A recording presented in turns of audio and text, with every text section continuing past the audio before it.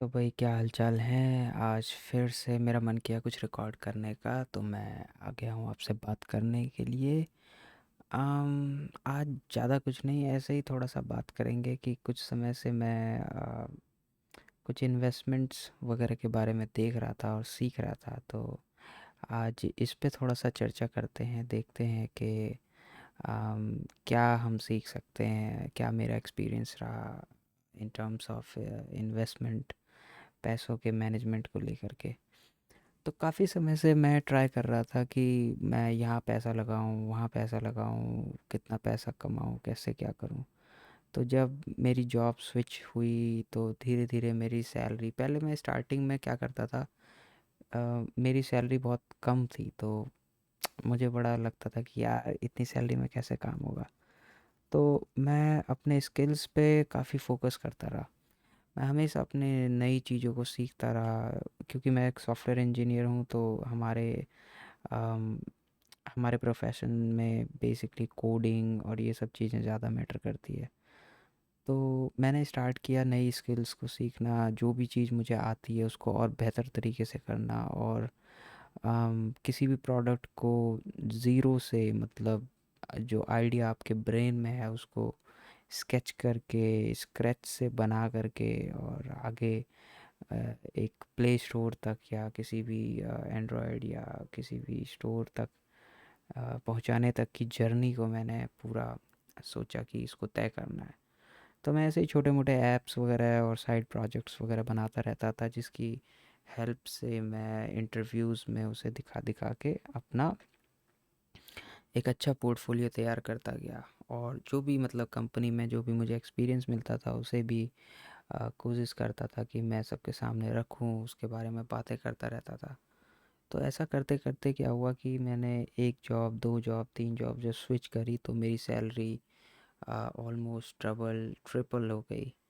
और जब मेरी सैलरी बढ़ गई तो मेरे पास कुछ पैसे आने लगे। तो सबसे पहले मैंने पैसे आते ही जो भी मेरे पास एजुकेशन लोन और ये सब था उसको मैंने क्लियर किया, क्योंकि अम, मैंने पढ़ा था कुछ किताबों में कि सबसे पहले हमें डेब्ट फ्री होना चाहिए, हमें लोन और इन सब चीज़ों से छुटकारा पाना चाहिए, क्योंकि एक large amount of chunk of money उसमें चला जाता है। एंड जब लोन वगैरह क्लियर हुआ तो मेरे पास कुछ पैसे पाइल अप होने लगे। और फिर कुछ कुछ मैंने अपनी मौज मस्ती में लगाया, कुछ थोड़ा घूमने फिरने में, खाने पीने में, और अपने हेल्थ में, और बाकी जो भी मतलब इच्छाएं होती है वो सब स्टार्ट कर दी। तो उन सब चीज़ों को पूरा करते करते जब मैं थोड़ा सा स्टेबलाइज हो गया और मेरे पास अच्छा अमाउंट होने लगा, तो मैंने सोचा भाई अब इन पैसों का क्या करें। तो मैंने यूट्यूब पे सर्च करना स्टार्ट किया कि भाई जब थोड़े बहुत पैसे इकट्ठे हो जाएं तो क्या करना चाहिए, उसको कैसे यूटिलाइज़ करना चाहिए। तो फिर मैंने स्टॉक मार्केट और पता नहीं बहुत सारे इन्वेस्टमेंट्स के बारे में सीखा, कई सारे स्मॉल बिजनेसेस के बारे में समझने की कोशिश करी। पर मैंने कोई ख़ास रिस्क नहीं लिया। और स्टार्टिंग में तो मैंने स्टॉक मार्केट की ऐसे ही, मतलब थोड़ी बहुत अकाउंट वगैरह बनाया, बट ज़्यादा कुछ समझ में आया नहीं, इवन मेरा लॉस होता गया। तो कई समय तक मैंने क्रिप्टो, बीटीसी, बिटकॉइंस वगैरह में भी ट्राई किया, लेकिन उसका तो सिनेरियो सबको पता ही है कि इतनी तगड़ी हाइप चली और उसके बाद अचानक से वो गिरा, और फिर अभी तक तो उठ नहीं पाया है। मेरे काफ़ी पैसे उसमें भी फंस गए क्या, मतलब इन्वेस्टमेंट का रूल है कि आप आ, एक बार ट्रैप हो गए तो उसको छोड़ दो, आगे बढ़ो, या तो उससे निकल जाओ अगर इतने ज़्यादा दिक्कत है। खैर मैंने उसमें ज़्यादा इन्वेस्ट नहीं किया था, बट जो भी किया उससे काफ़ी कुछ सीखने को मिला। तो एक एक जर्नी स्टार्ट हुई कि भाई गिरते पड़ते, उठते, सीखते, काफ़ी कुछ समझ में आया। और पहले तो मैंने बहुत लॉसेस किए, बहुत सारा, मतलब ग्रीन कभी होता ही नहीं था, रेड ही रेड, रेड ही रेड। कभी कभी ग्रीन आता था तो खुशी होती थी, लेकिन धीरे धीरे फिर मैंने समझा कि भाई ऐसे तो नहीं चलेगा। फिर मैंने कुछ ऐसी, मतलब इन्फॉर्मेशंस देखी कि भाई ईटीएफ्स कुछ होते हैं और एक्सचेंज ट्रेडेड फंड्स। तो मेरा बेसिकली रहता है कि चीज़ें सेफ रहे, ज़्यादा रिस्क में हम पैसे को ना डालें। दल जितना बड़ा पैसा होता है लोगों के पास वो उतने ही कम रिस्क में डालते हैं। तो मैंने ईटीएफ्स में ट्रेड करना स्टार्ट किया।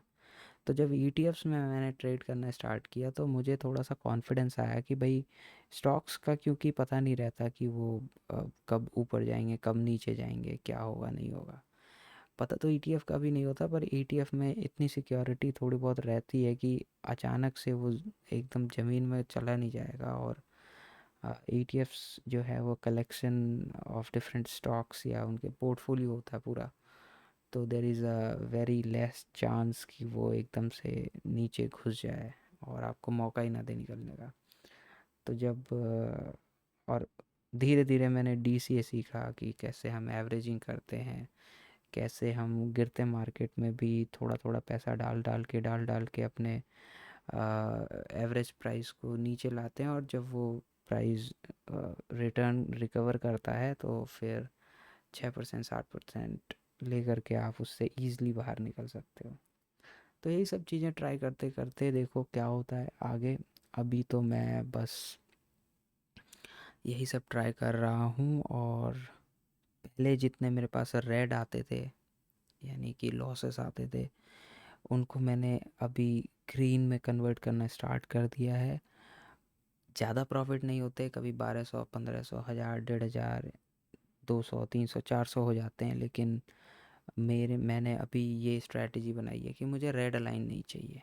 तो ईटीएफ्स में ये फ़ायदा होता है कि ईटीएफ्स जब गिरने लगे तो आप उसको धीरे धीरे एक्यूमुलेट करते जाओ, और जब वो उठेगा तो 6% 7% या 8% पे आप उसे निकालते जाओ और समय पे प्रॉफिट बुक करते जाएं, जिससे कि मतलब आपका प्रॉफिट भी बनता रहे। और बहुत सारे ईटीएफ्स हैं जिसको आप सर्च कर सकते हैं, एनएसई की वेबसाइट पे भी मिल जाती है, और वैसे भी आप गूगल पे सर्च करेंगे लिस्ट ऑफ ईटीएफ्स तो आपको डिफरेंट डिफरेंट सेक्टर्स के ईटीएफ मिल जाते हैं।